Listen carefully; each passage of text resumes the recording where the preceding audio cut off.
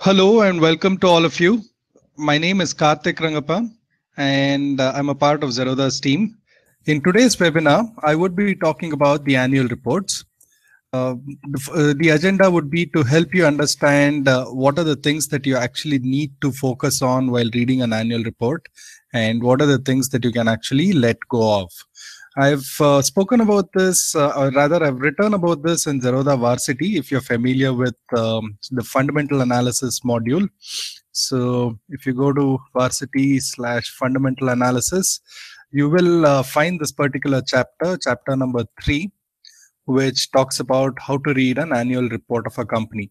Right? I've in this particular chapter, I've detailed out things that you need to focus on, and what are the things that you can let go of.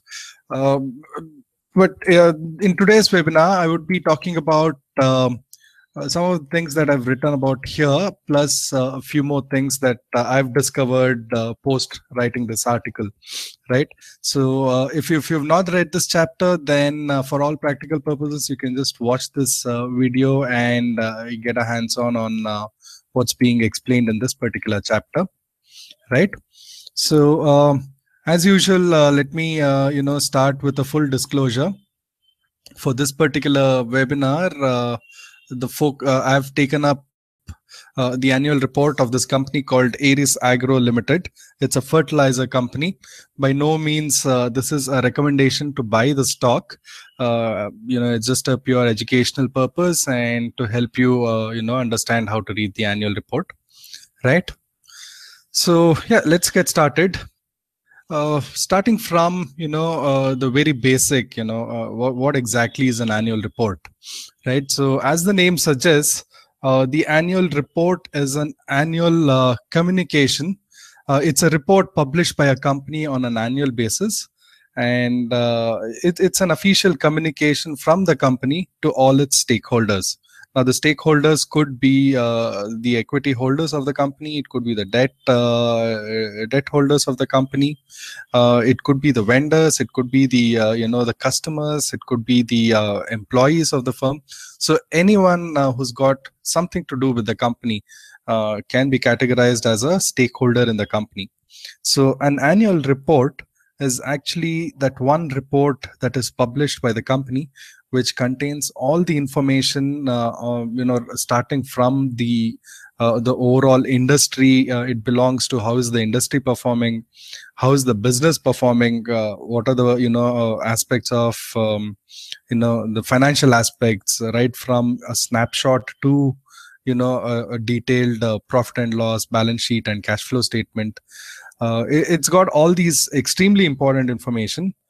But like any other report, an annual report also contains a lot of marketing content, right? So after all, it's from the company, so they would like to paint a rosy picture. They would like to.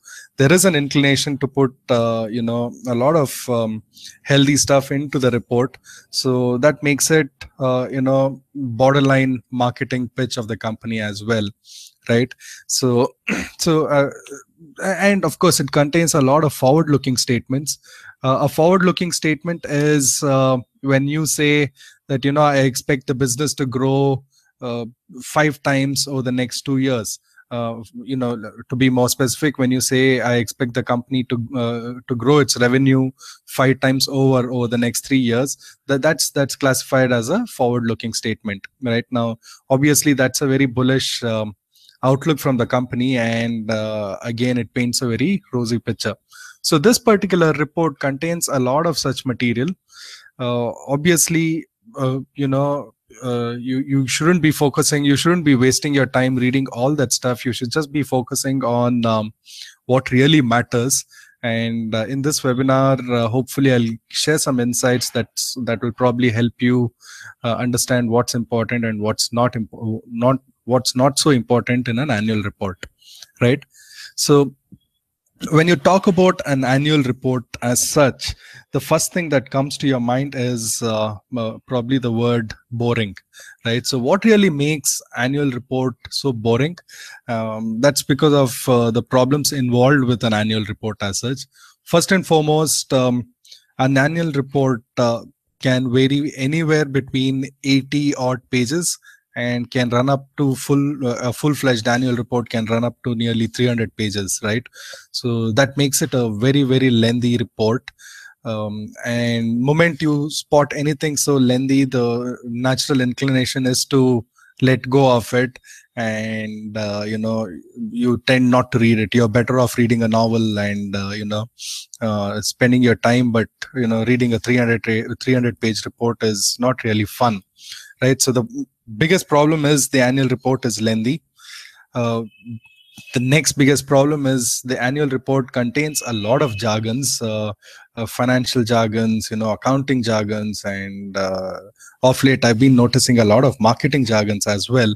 So an annual report contains too many of these, and one wouldn't really have the patience to probably go to Google and find out what is the meaning of capex, for example, right? So it contains a lot of such jargons, which kind of prevents you from reading the annual report. It's very contains a lot of text. As I mentioned earlier, it contains a lot of marketing content, and amidst all this, the noise that is going on, the useful content actually gets hidden, and you don't really focus on what on the actual gravy part of the annual report, right? So given this, what people do is they pay absolutely zero attention to details. They just skim through the content. A 200-page report they would probably finish in 5 minutes, just flipping through pages. They miss out the most important parts of the annual report, and whenever they see any sort of numbers, they take the numbers at face value without doing any further research on those numbers, right? So so what makes annual reports so important, and why should you actually spend time reading through annual reports? I don't know, you may have come across this statement, whenever you research about Warren Buffett or Charlie Munger. These guys spend close to about they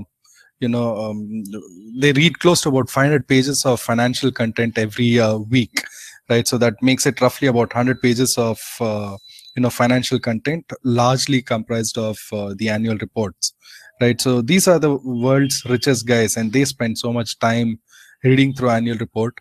So there is a certain message here that probably it makes sense for you, especially if you're a long-term investor, to spend time reading through annual reports and try to identify all the vital information hidden there.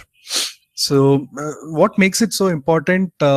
Simple, there are a few points that I've listed out here. First and foremost, it comes straight from the horse's mouth. It is the management's official communication. So whatever is stated in the annual report, you have to take it at face value. You have to trust the company to be stating the actual information. So it is the official communication, right? It also gives you a sense of the sentiment of the management, right? It gives you a tone. It gives you although it's in text format, while reading through, you can kind of assess the body language of the management, right? So all those things are extremely important, especially when you have decided to invest your hard-earned money in that particular stock, right? So, or rather, when you're making a decision of investing your hard-earned money on that particular stock, right? So besides all these reasons, annual report is also the cleanest source of data. So I know that there are many portals from where you can get the data. When I say data, I'm referring to the financial statements. But personally, of all these years of investing experience, I always go back to the annual report whenever it comes to investing my money.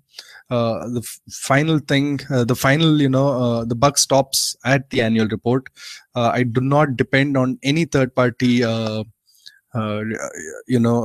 resources for data. I always refer to the annual report. Let me just give you a quick example of what makes annual report the cleanest source of data.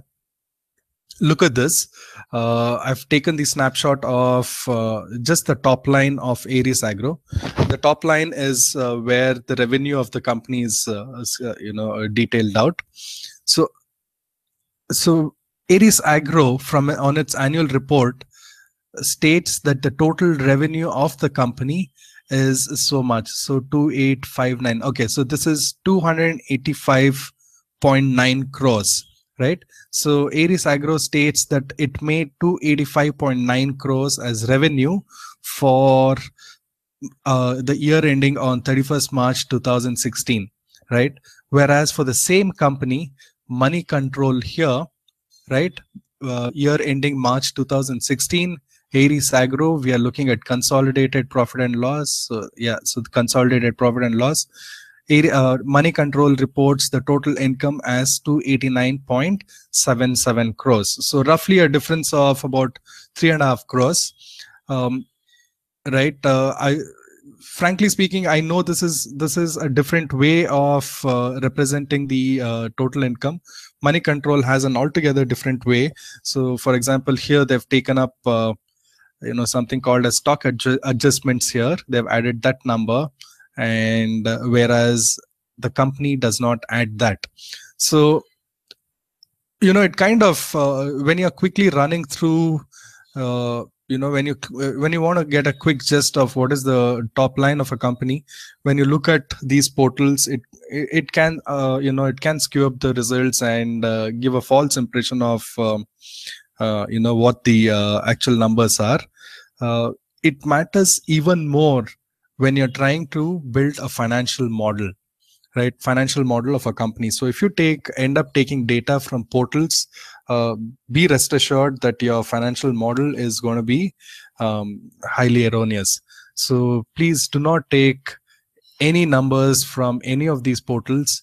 If you're doing a serious analysis, stick to annual reports, because annual report, as I mentioned earlier, is the official statement.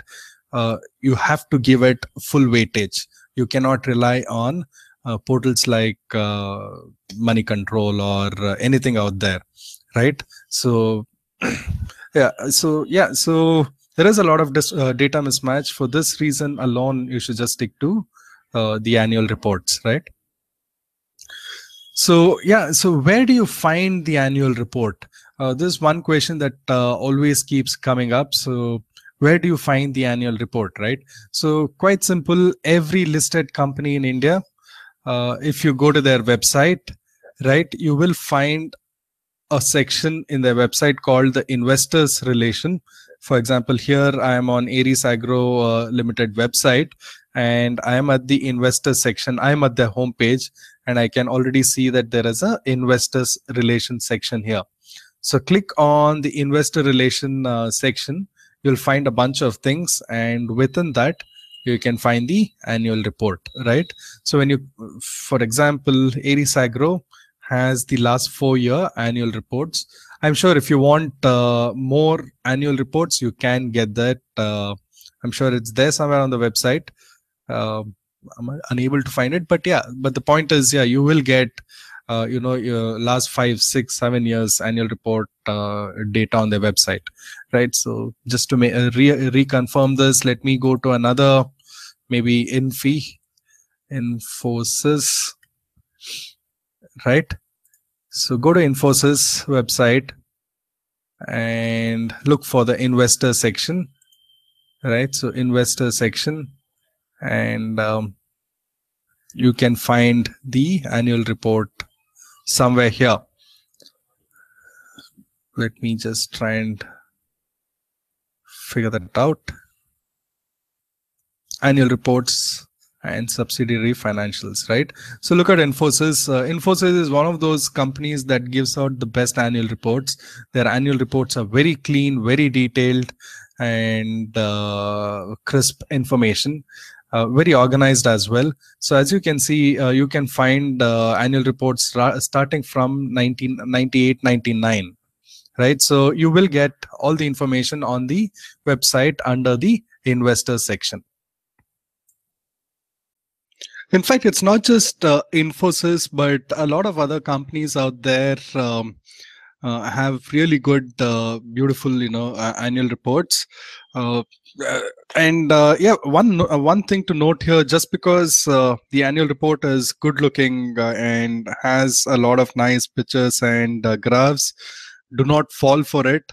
Uh, just to let you know, the year Satyam went bust, the same year, if I'm not wrong, Satyam got an award from one of the big four companies for coming out with the best annual report, right? So annual report can be highly fabricated as well.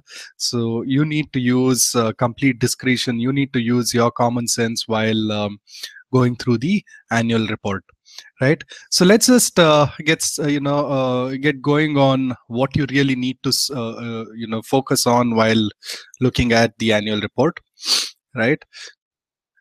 So clearly there is a 80-20 rule that applies to annual reports. 80% of the information given out in an annual report is not relevant. When I say not relevant, you can actually afford to give it a skip. But all the vital information, all the critical information that matters to an investor is hidden in the other 20% of the annual report, right? So there are many different sections and subsections within an annual report, right? So what you should be focusing on within this, within these many sections is what I've highlighted here. You need to look at the initial page. You need to look at the chairman's report, the board's report, shareholding information, report on corporate governance, management discussion and analysis.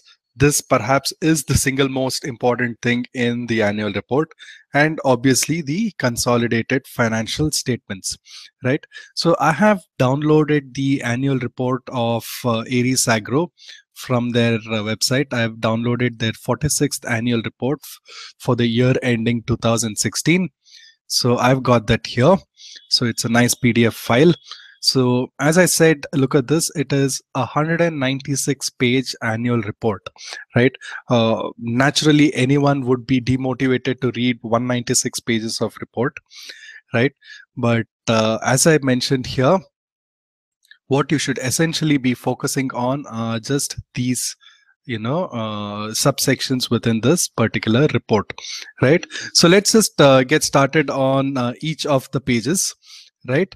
And we will try and correspond that with Aries Agro and see what kind of information we can get, right? So sorry about this. Yeah.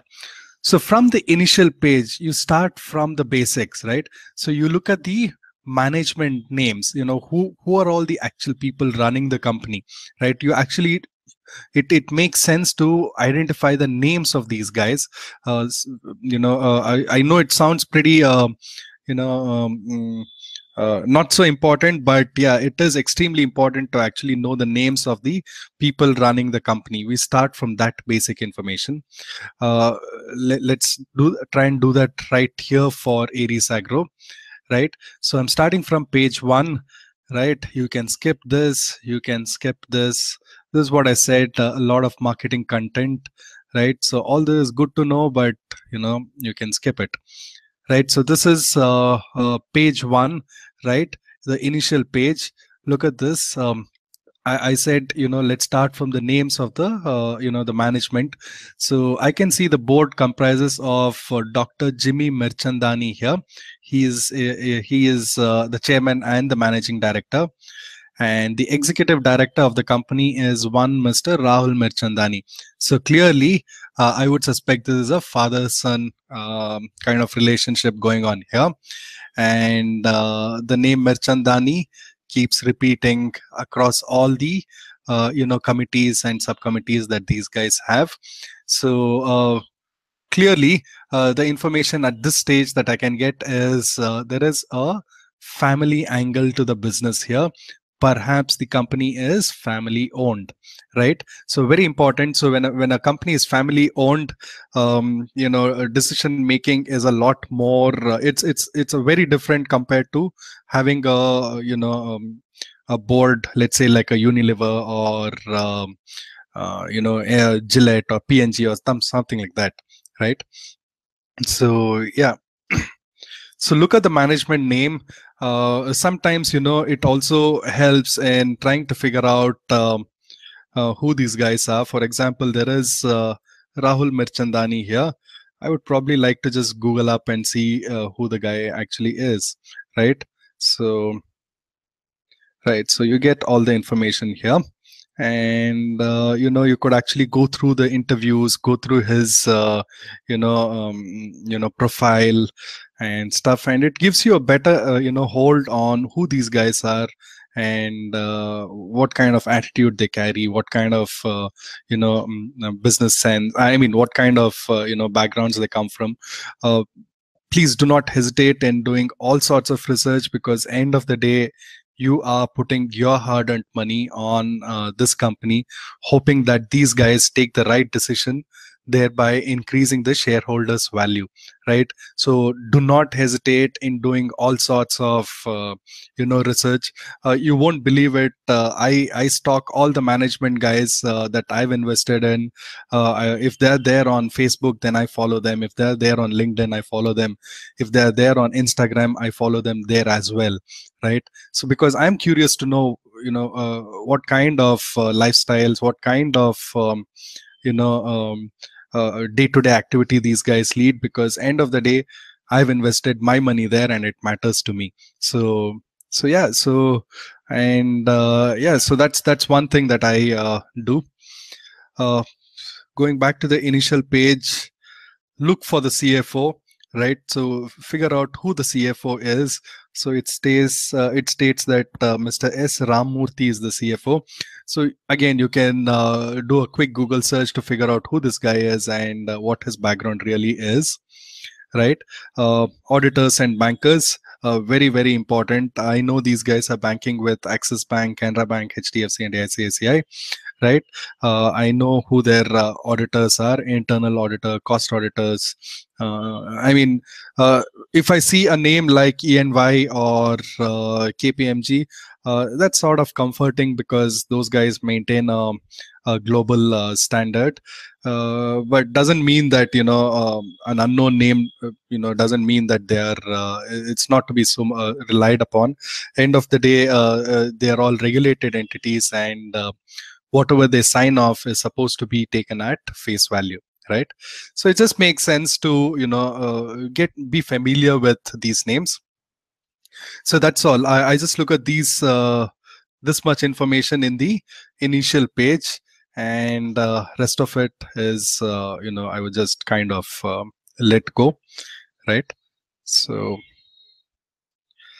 the next most important thing is the chairman's letter, right? So let's go to the chairman's letter here.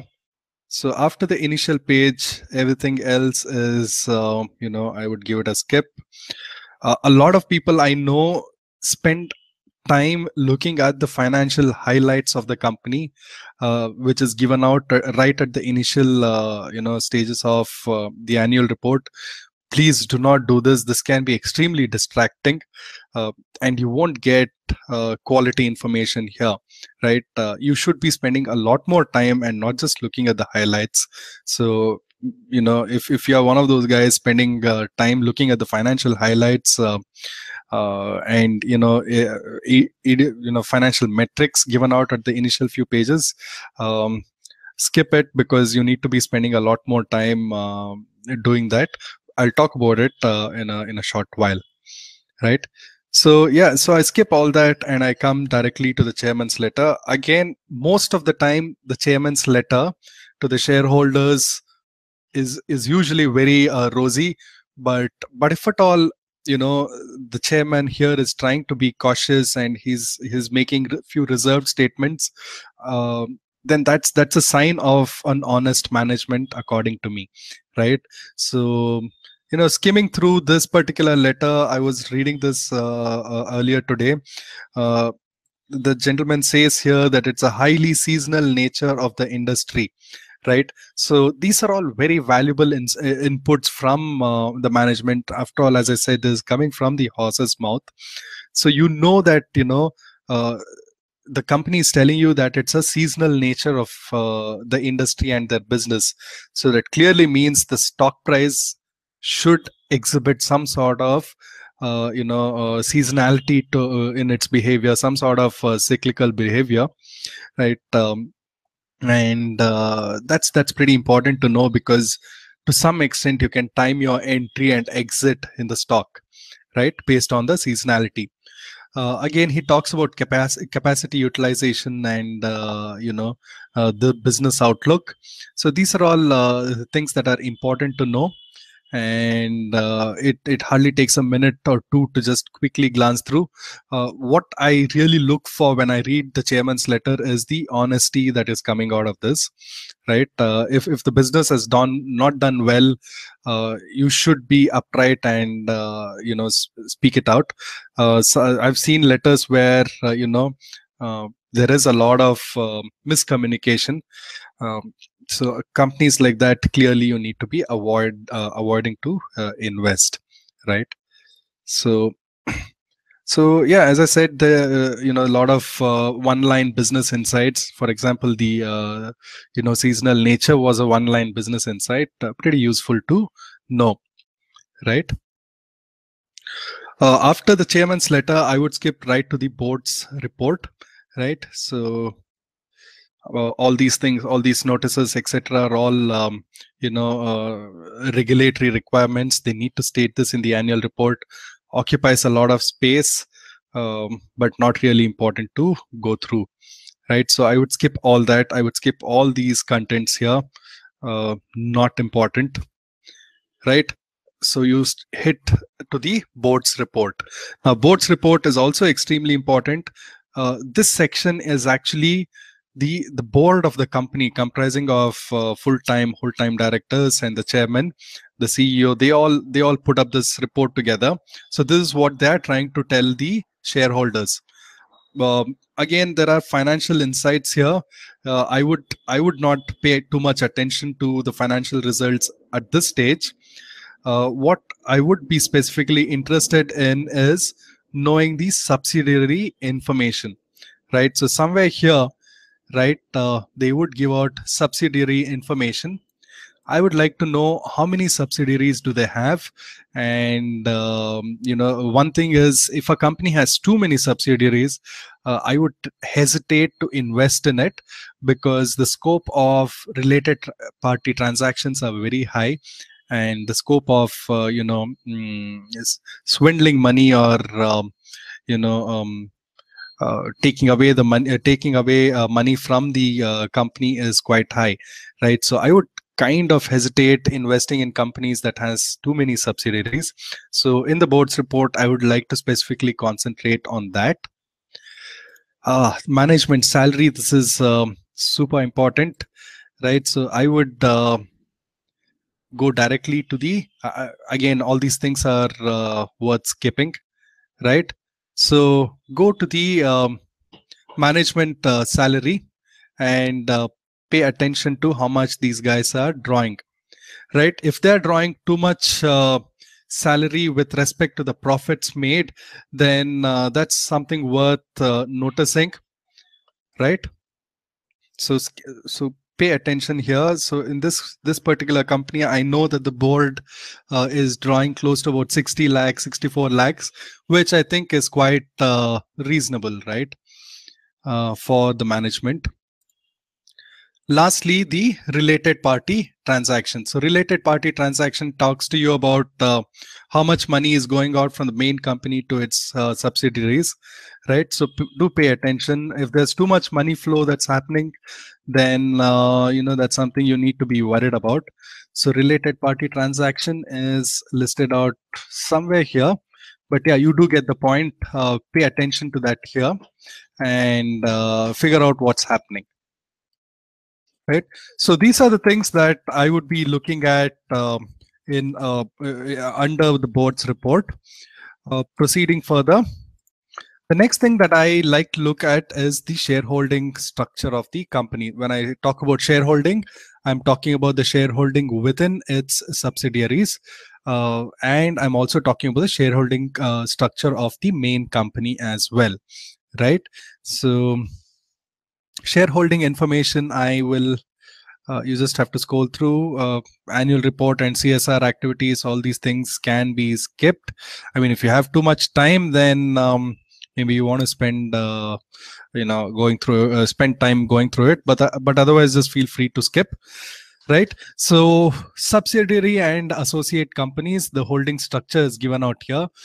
For example, Golden Harvest Middle East, FZC, right? The address, it's a subsidiary, and there is 75% shareholding in that particular subsidiary, right? So there is something else called Aries Agro Care Private Limited. It's a 100% subsidiary, right?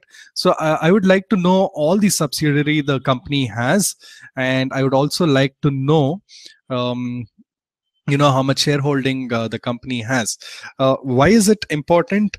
Simply because there are times when the main company holds another company, and this other company could be a highly profitable company, and therefore the main company draws a lot of its profits from the subsidiary company. One example that I loosely remember, I've forgotten the numbers, but I do remember, looking at this. There is this company called Coromandel International. That's again a fertilizer company. So one of the subsidiary of Coromandel happens to be EID Parry.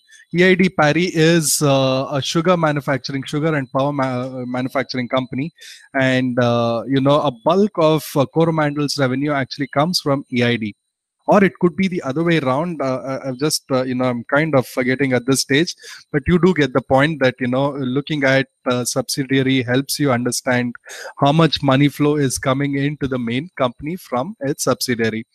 Now the point here is, if there is, let's for example say, a bulk of Coromandel's revenue is coming from EID, then what I would do next is actually go and check EID's annual report, go and check EID's financial statements, and figure out how robust or how solid those numbers are, because end of the day the revenues of Coromandel is kind of dependent on EID Parry, right? So understanding subsidiary structure is super important. Please pay a lot of attention to this, right? And next, I would be looking at the shareholding information, right? So who owns how much of the company, right? So I always spend time looking at this particular report. Gives you a lot of insight, gives you a lot of, it's some sort of a validation technique. Let me tell you more about it in a short while, right? For example, the promoters here, as individuals or as Hindu undivided family, they own 52% share of the company. So clearly, the promoters are majority shareholders here, right? The rest of it is, they don't have anybody, no NRIs, no, corporate individuals, corporate bodies investing in the company. So there is not much activity there. There's not much shareholding there. Okay, so this is something that I pay a lot of attention to. Shareholding structure of mutual funds. Okay, it says zero. Two things here that interest me. One is, maybe the company is very small and nobody is actually researched enough about this, and no mutual fund has bought this. So if this company qualifies as an investable grade company, and if I actually invest in this company, chances are, if it when it grows, the mutual fund, the universe discovers the stock, and the fund managers will start deploying their money, and thereby giving it all the necessary stock appreciation. So that's one positive, that's one way of looking at it. The other way of looking at it is, why haven't the mutual funds invested in this company at all? Is there something wrong with it, right? So you can look at it in two ways, and both the ways, it leads you to interesting perspectives, right? So there is some shareholding from banks, nothing much here, 0.08%, right? 6.8% is held by Indian corporate bodies, right? So If you scroll down further, you will get to see the details of this. Now, 52.74% from the promoters.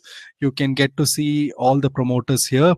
I see Mirchandani being repeated completely. So clearly it's a family owned, family controlled business, right? So I'm assuming this father, son, grandchildren and wife and stuff like that. So I don't know the relation, but yeah, that's because of the common surname. I do get a sense that it's a completely family owned company, right? So the other shareholding is detailed out here. There's one interesting name here, Edelweiss Securities Limited. They own 0.01%, not much, right? ILFS holds a small amount, again, not much. So one thing that's coming out very evidently here is shareholding from institutional investor side is minimum. Now, if everything is good about this company, if the financials are strong, if the business is strong, and add to that very little institutional holding, that gives me a sense that there could be a scope for a lot of upside here, because sooner or later the institutional guys are going to discover this and they are going to be investing in this company, provided everything else falls in place, right? So there's a lot of headwind here, right? So yeah, so that's what I kind of look at when I'm looking at the shareholding structure. And at times, you may find comfort in spotting a name, a well-known investor's name in the shareholding list. So it feels good that I mean, it feels far more secure that when you see someone like, let's say, a Nalanda Capital investing their money in this company, so having a significant shareholding, that means their conviction is high, and that kind of validates your thought process as well, right? So I also look for such cues, right? So yeah, so that's with shareholding. Okay. The next part I look for is on corporate governance. Mainly under this within this report, I look for compensation of directors and compensation of directors, the salaries paid. How is the board structured? And as I mentioned earlier, related party transaction, right? So I would skip all the other information in this particular shareholding information and go straight to the board's report on corporate governance, right? So here I'll see the complete structure of the board, right? How many meetings they've attended, are they this kind of indicates how serious they are about the business, right? So I would look at the compensation given to the board, quickly glance through. Now, the thumb rule is this: if the compensation of any sort is much higher compared to the profits earned, then that's not a very great sign, or it's not a very comforting sign. So I would kind of hesitate. That would kind of put me in a difficult spot while analyzing the company, right? So look for related party transaction. uh, I remember seeing that somewhere here. Let me just figure that out. Right. Audit committee remuneration. Okay, just there is, okay, so related party transactions. So just scroll through and see what they're trying to say here. How much money is going out from the main company to its to all the related parties. As I mentioned earlier, if there's too much money flow happening, then you need to dig into the details and figure out why it's being done, and what's the justification given out from the management, right? So apart from this, everything else is worth skipping, right? um, I will just quickly, I wouldn't even actually spend time reading through information. A lot of people I know spend a lot of time reading the stock price information. That's the last thing you should be doing while reading through a annual report, right? So all these things are skip worthy, and don't waste your time reading through these things, right? So scroll through, and here you come, management discussion and analysis. right? So this, if you ask me, this is perhaps the single most important section of the annual report, right? So it contains a lot of useful information, and it's worth spending all your time in this particular section. So just to give you give you a quick perspective, the chairman's letter, starting from the initial page, chairman's letter, board's report, shareholding structure, report on corporate governance, all these things I would probably spend not more than 10 or 15 minutes glancing through. These are all good to know, important information, but a bulk of my focus is actually on management discussion and analysis. So, so this is the section where the management actually discusses the core business-related information, with its stakeholders. You will find this section in the annual report. In some annual reports, you will find the section right at the beginning. In some annual reports, like Aries Agro, you'll find it somewhere in the middle, right? So yeah, so basically, what the usual pattern is, the company starts off with giving you an overview of the whole industry, right? So now Aris Agro is a fertilizer industry, so it would talk about the fertilizer industry as such. It will talk to you about what rate it is growing and what are the challenges the industry faced during this year, both locally and at the international level. One of the things that I usually do is, when I look at the industry overview, I read through what the company is trying to say here, okay, and then I pick up the annual report of a competition company, of one of its competitors, another fertilizer company, and I look through what that company's management is talking about the industry. Now, when you read the the perspective of the management on the industry, two different perspectives, it gives you a good understanding of the industry as such, right? So you can pick up three companies in the same industry and see what the management is trying to talk about the industry. Your understanding strengthens multifold, right? So always compare it against two or three different companies and see if this particular company is in sync with the rest of the industry, right? So for all practical purposes, their discussion about the industry is very short here. Usually this particular section can run up to one full column of discussion. Really depends on the company that you're dealing with, right? So yeah, so that is one part that I look for: overview of the industry. The second part is the business overview, right? So so how much money have this company spent on capex plans? Capex is a short form for capital expenditure. So it gives you a sense of how much money the company is spending on building new capacities, building new plants, building new fixed assets and stuff like that. So capex is a positive thing. So the company believes that it's going to use its assets well, therefore it's investing in itself today, right?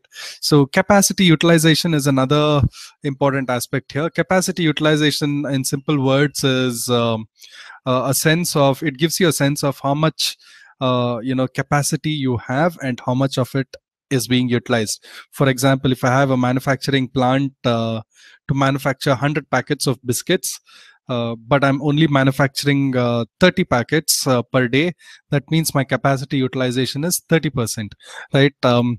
Now, if the capacity utilization is low, then you need to question, why is it low? Is it because of management inefficiency? Is it because of the fact that there is no demand for the product in the market, or is it because of something else, right? So you need to pay attention to that. Let us quickly see if what this company has to say.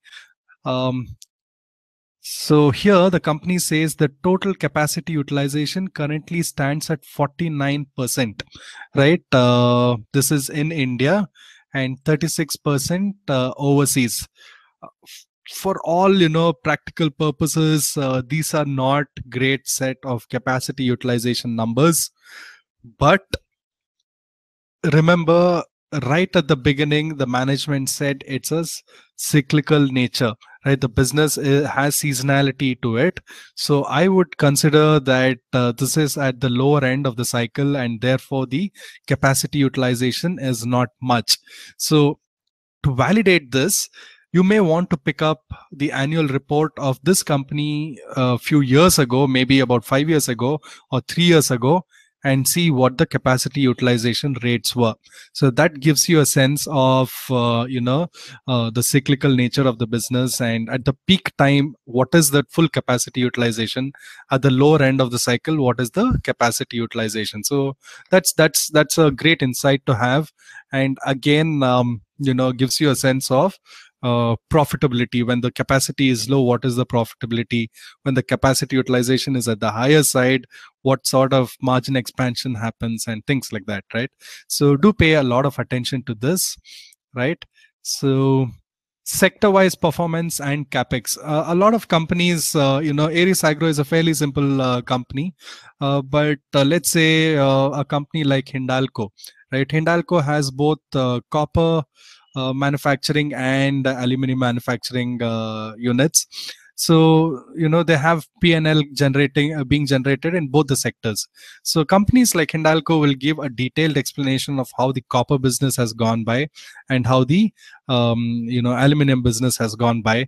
They will even talk about capacity expansion, capex on both these sectors as well. So if a company has multiple sectors under it, then it will go ahead and discuss the performance of each and every sector, discuss how much capital expenditure that they intend to do in each and every sector.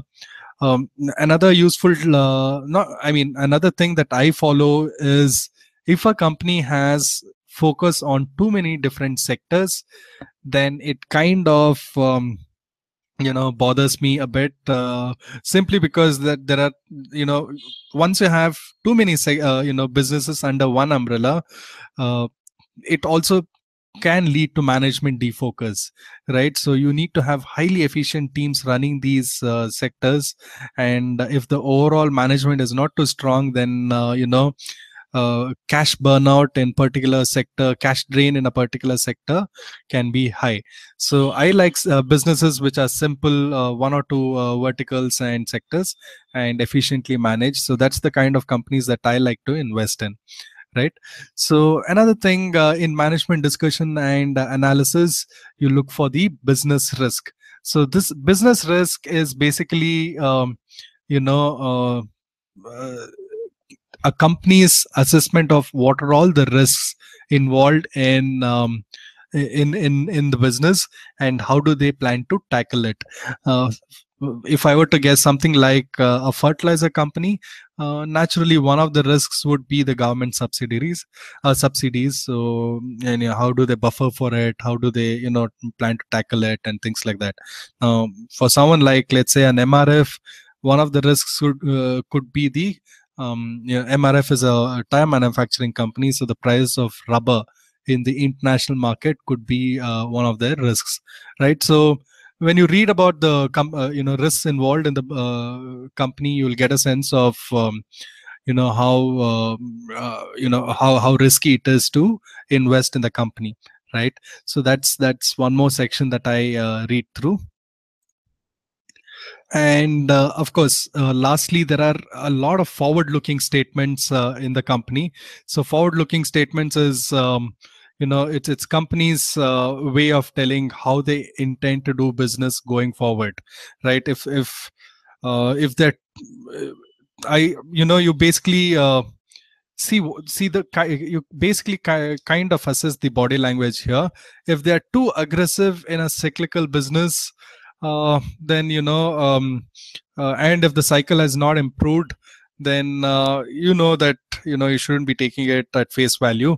Or if they're extremely pessimistic in a very bullish market, then that kind of tells you that the management is not actually being aggressive when it is really required, right? So look at these statements are, it gives you a sense of the management's thinking, management's body language, the tone, and stuff like that. Extremely important. So please do pay a lot of attention to management discussion and analysis. In my perspective, Aries Agro's MDNA is okayish, not too bad or not too good. I've seen better annual reports with more detailed and insightful management discussion and analysis, right? I mean, I think I would suggest you take a look at Infosys management discussion and analysis. Very competitive, very neatly structured, beautiful stuff that one is, right? So yeah, so do pay attention to management discussion and analysis. The rest of the things is skip worthy. So after MD and A, that is management discussion and analysis, I would straight jump to the financials of the company. So I would look at the consolidated financial statements. A lot of people end up looking at the standalone financial statements. Please do not do that. Always look for the consolidated financial statements. Consolidated financial statements is when you include all your subsidiaries into picture. Standalone talks about only one company, but consolidated takes into account all the different subsidiaries that the company has. Right. So always look for consolidated financial statements. So let me just go through the consolidated statements. Right. So before any sort of financial statement, you'll always see an auditor's report. If you have the time, glance through it. Otherwise, it's fairly standard. You can skip it. Right. So now this one is this standalone balance sheet of the company. We are not interested in standalone statements. So I'm going to skip all this, right? I'm going to skip all this. This is a fairly long section, but I'm going to be skipping all of this information, right? As I said, what really matters is the consolidated stuff, consolidated statements. Yeah. So again, I see an independent auditor's report. That means to say the consolidated statement should follow. Yeah. So as I said, the consolidated statements are here, right? So the typical format is the company first starts with its balance sheet. I wouldn't get into details of what a balance sheet is, what a P&L statement is, and what a cash flow statement is. Maybe that's a separate webinar. But if you're just curious to know, I would suggest you go to this fundamental analysis module. I've spoken about understanding P&L statements, understanding balance sheet and cash flow in detail. Perhaps I'll do a webinar on that one of these days, right? So yeah, so I would look at the consolidated statements. That one of the most important things, while reading through these financial statements is to always look for the notes or the schedule associated, right? For example, let's say this is the profit and loss statement of this company. The total revenue of this company is 285.9 crores, right? So 289.5 crores. So out of which 284 crores comes from revenue from operations, and about I think this is 1.4 crores that comes from other income, right? So if I would like to know what makes up to this number, then there is an associated note here. So as you can see, there is note number 19 associated with this line item, right? So I always go to the notes. I don't take these numbers at face value. I would like to see from where this company is generating so much revenues, right? So I go to note number 19 and pay attention to the details there, right? So the notes, these are all the notes, and this is the note number, right? Note number 10, note number 11, right? So I'm interested in note number 19, right? So note number 19. So So here is revenue from operation, sale of products, right? Sale of manufactured products is, you know, 195.3 crores. Sale of traded products is about 94 crores. Now, this company further, if you look at note number 19.1, this manufactured line item is this company is giving out a further split within the manufactured product. This company is generating a bulk of its revenue from micronutrient and specialty fertilizer, right? So this is the bread butter jam of this company. Out of the 200 odd crores, 285 crores, 146 crores is coming from agricultural micronutrient and specialty fertilizer, right? So, and plant nutrients constitute about 25 crores, insecticide and pesticides constitutes about 22 crores, right? So yeah, the point here is, when you look at the notes, you will get a further split, you'll get a far more detailed insight into the financial statements. And this is especially helpful when you're building a financial model of a company. So let me tell you what I usually do while looking at the financial statements, right? So I like to, crunch some numbers based on the numbers given out in the financial statements. Now that's possible only if you export these numbers onto a tool like Excel, right? So whenever I see financial statements, I usually look at it for at least last 5-6 years, and I put it onto an Excel, right? So this is typically how my Excel sheet looks when I'm doing fundamental analysis. Of course, this Excel sheet is not Aries Agro. It's another company, right? So I put down all the numbers here in an Excel sheet, put it down in a nice format. This is a format that I like, and all the details of P&L and balance sheet are listed out here on my Excel, right? I understand that this may come across as a lot of work, but end of the day, remember, you're putting in your hard-earned money, and it's important to do this. And what can you do once you put these numbers on an Excel? Many things. For example, if I want to know how much this company is spending on manufacturing and admin as a percentage of overall revenue, right? So I can do that ratio quickly, right? So there you go. So roughly this company is spending anywhere between 37 to 39% on manufacturing and administrative costs, right? So insights like this, if this and by doing this ratio, I know for the last 9 years, the company has maintained this ratio. That means it's a fairly good it's a fairly good indication of the efficiency of the management, right? These are qualities that you should appreciate. These are qualities that are desirable in companies that you invest. What I just did was one such ratios. You can do many of such things. In fact, this is a complete full-fledged financial model that you can develop, and all of this is based on the annual report, right? You can arrive at the share price and stuff like that.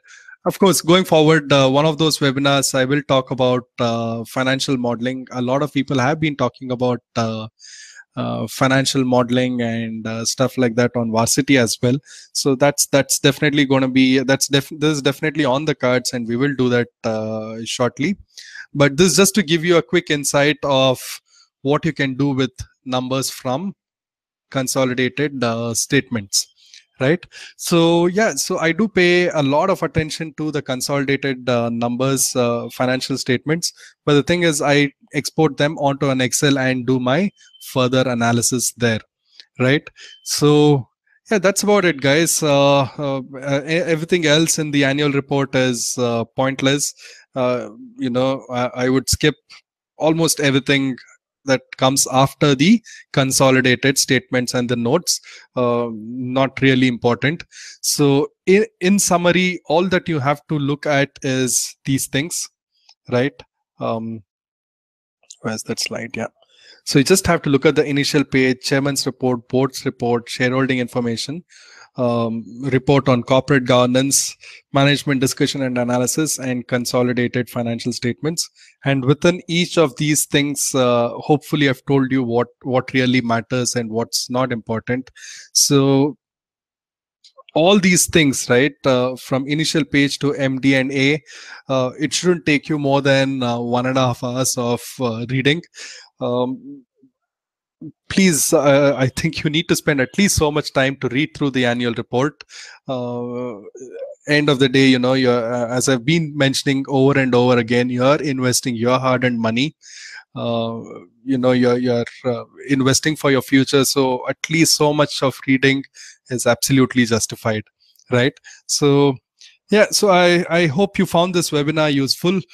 Please do stay connected. Watch out for all our tweets, all our updates on the Zerodha Educate page, and hopefully we will bring to you more insightful webinars, which will enrich your market participation.